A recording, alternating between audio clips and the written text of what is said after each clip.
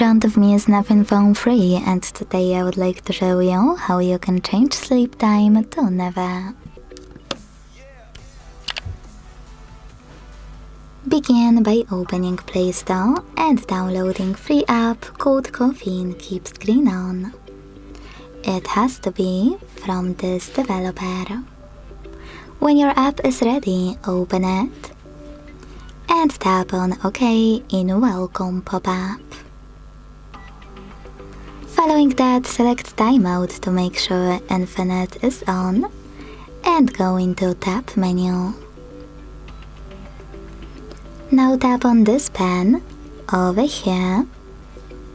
Look for Caffeine shortcut in your currently not used ones. Hold it, drag it to your tap menu and let go.